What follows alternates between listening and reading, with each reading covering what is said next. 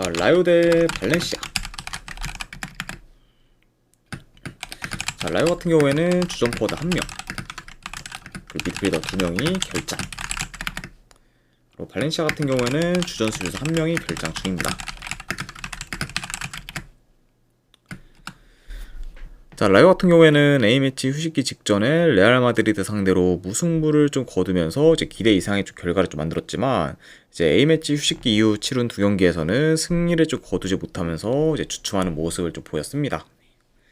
게다가 이제 이전에 이제 컨퍼런스 리그 경기에서도 이제 결과를 좀 만들지 못하면서 확실히 좀 A매치 휴식기 이후에는 다소 좀 잠잠한 그런 현재 좀 라요라고 이제 볼 수가 있고, 자, 그리고 이제 원정팀 발렌시아 같은 경우에는 직전 경기 이제 레반테 상대로 홈에서 승리를 좀 거두면서 리그에서의 긴 무승 행진을 좀 끊었습니다. 네. 자, 다만 일단 이제 무승 행진은 좀 끊긴 했지만 그럼에도 여전히 발렌시아의 최근 경기력은 좋지가 못하고, 그리고 특히 아직까지 리그 원정 첫 승이 없을 만큼 이제 이번 시즌 원정에서의 경쟁력은 많이 좀 떨어지는 편이라고도 볼 수가 있습니다. 자, 이렇게 좀 양 팀의 좀 최근 상황에 대해서 한번 전달을 드려봤네요. 자, 그리고 발렌시아 같은 경우에는 홈과 달리 이제 원정에서는 대체로 빌드업이 좀 불안정하고, 이제 라요의 압박이 좋다는 점을 좀 고려한다고 하면은 이제 이번 경기에서는 그런 발렌시아의 불안정한 빌드업이 더더욱 부각될 수도 있다고 보여져요. 그러면은 발렌시아가 좀 라요의 압박에 좀 대응이 좀 잘 안 될 수가 있고, 그러면은 확실히 빌드업을 좀 구사하는 데 있어서도 이제 굉장히 좀 어려움이 좀 따를 수 있는 경기로 좀 이어지지 않을까 예상을 해봅니다. 자, 그리고 이제 그런 식으로 좀 흘러가게 된다고 하면은 자연스레 라요가 이제 주도권을 쥐며 경기를 좀 유리하게 이제 풀어갈 수가 있고, 이제 비교적 턴오버가 많을 수 있는 발렌시아 상대로 보다 더 효율적인 플레이를 이제 할 것으로 좀 보여집니다. 그러니까 이런 점을 고른다고 하면은 확실히 그래도 뭐 라요가 더 이제 유리하게 경기를 좀 풀어갈 만한 요소가 좀 많지 않을까 한번 예상을 해봅니다.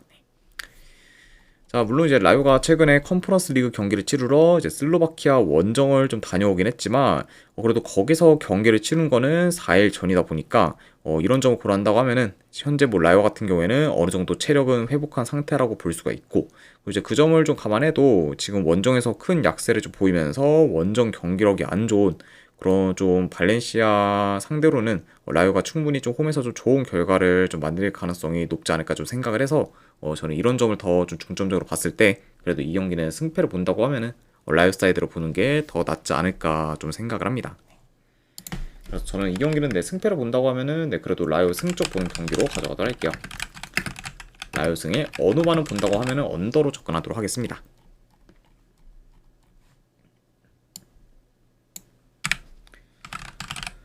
자, 그 다음에 이제 볼로냐 대 크레모네세.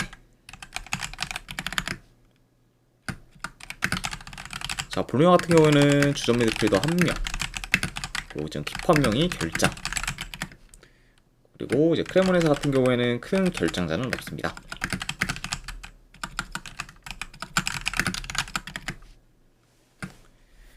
자, 볼로냐 같은 경우에는 현재 3연승 중으로 상승을 좀 타고 있고, 그리고 이제 직전 유로파리그 경기에서는 잘츠부르크 상대로 유스팅을 10개 이상을 좀 기록하면서 이제 4대1 좀 대승을 좀 거뒀습니다. 그래서 이제 직전 경기 이제 잘츠부르크 상대로는 득점계도 굉장히 좀 많이 좀 창출하면서 이제 대승을 좀 거뒀고, 그만큼 현재 이제 좀 페이스와 좀 경기력이 좀 물오른 그저 볼로냐라고도 이제 볼 수가 있습니다. 자, 그 이제 계속해서 좋은 흐름을 좀 잘 이어가고 있는 그저 볼로냐라고 말씀드려보고, 자, 이에 반해 이제 크레모네세 같은 경우에는 지금 3연패 중으로 하락세를 타고 있습니다. 그리고 이제 시즌 극초반에 비해서 이제 페이스가 좀 떨어지면서 현재는 다소 좀 주춤하고 있다, 이렇게도 이제 말씀드려봐요. 자, 일단 이 경기도 내 경기 흐름을 좀 봤을 때 그래도 볼로냐가 이제 중원 싸움에서 우위를 점해 이제 주도권을 좀 질 것으로 보고, 그리고 이제 주로 이제 측면 전개 및 이제 하프 스페이스 침투를 좀 통해서 공격을 좀 풀어갈 것으로 좀 보여집니다. 자, 아무래도 이제 볼로냐가 뭐 크레모네세보다는 경기장을 더 넓게 쓰다 보니까 이제 경기장을 좀 넓게 쓰는 만큼 이제 공격 루트가 그리고 좀 다양할 수 있는 볼로냐다 보니까 이런 점을 고려한다고 하면은 더 좀 다채로운 공격을 좀 구사할 팀 또한 볼로냐가 좀 되지 않을까 한번 싶어요. 네. 그렇죠. 자, 그리고 이제 크레모네세 같은 경우에는 아무래도 뭐 라인을 좀 내려서 이제 수비적으로 좀 플레이할 수 있다 보니까 공격을 좀 전개하는 데는 다소 좀 어려울 수가 있고, 그리고 이제 중원에서도 이제 밀릴 가능성이 좀 높기 때문에 전진성 또한 많이 좀 떨어질 수가 있습니다. 네. 그러다 보면은 이제 크레모네세가 볼을 좀 소유한다고 해도 자기 진영에서 의미 없이 볼이 좀 헛도는 경우가 좀 많을 수가 있고, 그러다 보면은 굉장히 좀 효율성 면에서도 많이 좀 떨어질 수 있는 거죠. 크레모네세라고도 이제 말씀드려 봅니다. 자, 그래서 이 경기는 뭐 그렇게 크게 코멘트할 건 없을 것 같아요. 아무래도 지금 전체적으로 뭐 전력, 흐름, 뭐 경기력 등 볼로냐가 이제 더 우세한 부분이 좀 많기 때문에 이런 지금 볼로냐가 이번 경기에서도 그래도 좋은 결과를 좀 만들어서 이제 계속해서 이제 연승을 좀 이어가는 방향으로 흘러가지 않을까 싶습니다. 그래서 이 경기는 내 승패를 본다고 하는 볼로냐 승점 보는 경기. 어느 반은 본다고 하면 언더 보도록 할게요. 네, 아무래도 이제 크레모네세가 볼로냐 상대로 그것도 원정에서 좀 득점을 올리기는 꽤 어려울 것으로 보기 때문에 그런 좀 크레모네세의 좀 그 득점적인 부분을 더 고려했을 때는 오바보다는 이건 언더로 접근하는 경기로 가져가도록 하겠습니다. 네, 그래서 이 경기는 볼로냐 승의 언더로 접근하도록 할게요.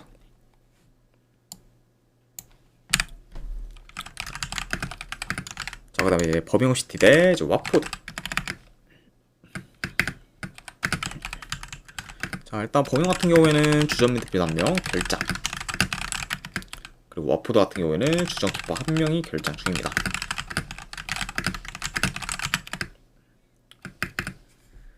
자, 일단 버밍엄 같은 경우에는 현재 원정에서는 3경기 연속 승이 없는 대신 이제 홈에서는 3연승 중으로 강한 면모를 좀 보이고 있고, 그만큼 이제 현재 홈과 원정에서의 편차가 큰 상태라고 볼 수가 있습니다.